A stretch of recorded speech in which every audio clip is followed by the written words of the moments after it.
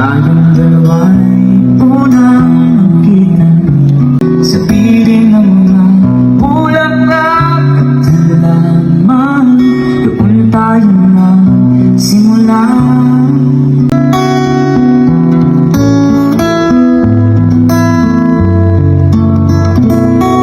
Kahawag kamay sa lalapigan,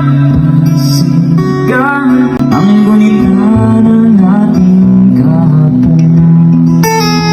Ang mga puno ng laman sa paglipas ng panahon. Bakit kailangan ding lumisan? Kamusta mga boss? Welcome sa aking munting channel, ang Kanta Kwento. Bago natin simulan mga kakwento, ang successful event gig ng Sweet Notes Music. Kamakailan sa bayan ng Dalaguete sa Cebu, ay may nangyari ngang di kaaya-aya. Sa likod ng sobrang init ng pagtanggap sa kanila ng mga fans doon, pagkatapos mag-perform ng mag-asawa, natagpuan nilang nakabukas ang kanilang daladalang bag at nawala ang cellphone na personal, na regalo ni BJ kay Charlotte nung birthday, nung 2022. Na-i-vlog pa nga nila dati ang sweet na pagbibigay ni BJ ng iPhone 13 sa kanyang mahal na asawa. Balikan natin ng kaunti mga kakwento. Nag-waiting. Last day mong good nag-kuhan siya Katawa di na ako ma-explain. Namihilak na Ay, hilap. Kunya na tayo maghilap ba? Ayun ko nga, nagsabay na kaghilap. Kunya. Kani aking gitbod sa imo ha, kay. Parang, medyo expensive ni siya bro. Para sa akong malo, medyo expensive para sa pro. First time ko napalit ang iPhone, saya para bagay saya ha. Ay, napoy price, tagal.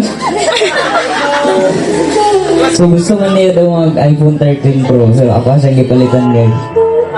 Para niya sa mga mal. I-open daw kung iPhone mo ginasulot. Masig surf pang sulot. Masig sundan! Happy birthday. Wow! birthday. Yato ba? Happy birthday. Love Kitty ka. Bisag dili ko verbal kayo magsige istorya sa imo pero love Kitty ka. Kung sa imong plano sa kinabuhi nara ko naga-support sa imo. Love you. Love you. Happy birthday. Happy anniversary. Happy anniversary. Ulit ko nag-ingon. Alaman, di mag-ingon ko. Dili ka ma-surprise. Salamat. O dagang salamat dahil sa tanang mga nangadto. Parang dili ni Kwan. Nag-isip ko ba kung gusto ko og Kwan, gusto ko bulak malaya magyapon. Ang kwarta na akong gibulak kay para man sa iyang shop para magamit ko niya mag-order siya mga bail niya. At least magamit, di ba? Picture! Sure. Happy birthday, mahalon ta. Na lipay ka sa akong gift.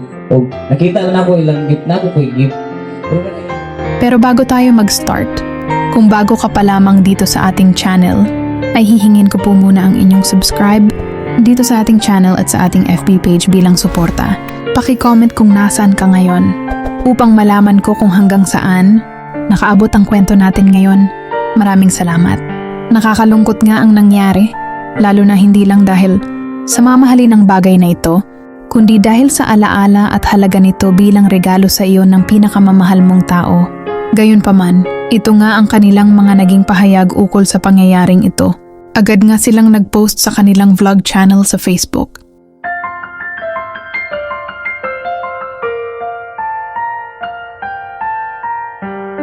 At ito naman ang ilan sa mga reaksyon at komento ng mga fans.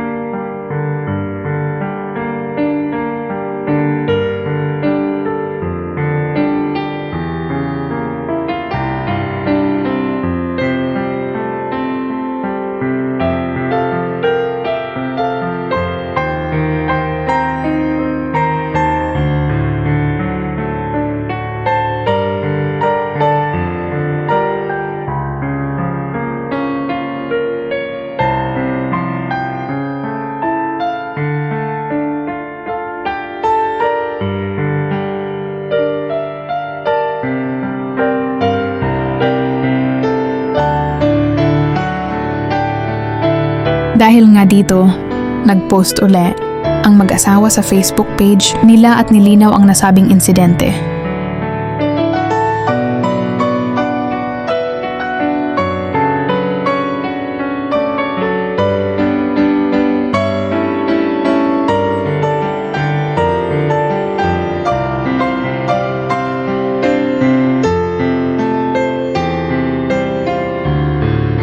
At ayun nga, nangyari na ang di dapat mangyari. Wala na silang magagawa, kundi mag-looking forward pa rin sa kabila ng nakakahinayang nakaganapan na ito.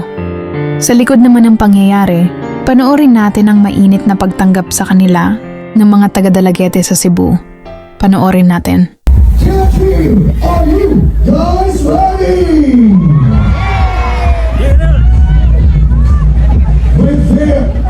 With their millions of views and followers and song covers, they continue to be the hottest sequential duo of the Philippines.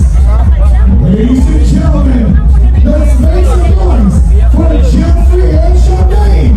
Let's read them!